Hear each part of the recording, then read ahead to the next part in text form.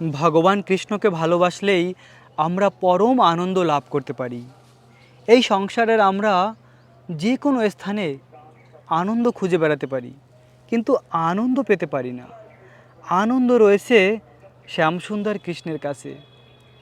তেমনি ভগবান কৃষ্ণ তার প্রিয় ভক্তদের অনন্ত আনন্দ প্রদান করে। তাই তো আমরাও যদি ভগবানের ভক্ত হই, ভগবানের নাম জপ করি, তাহলে আমরাও পরম আনন্দ লাভ করতে পারি।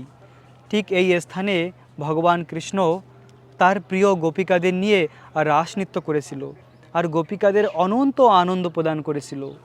আর গোপিকাদের নিয়ে কৃষ্ণ যে এই রাস নৃত্য করেছিল, এটি হলো পরম পবিত্র।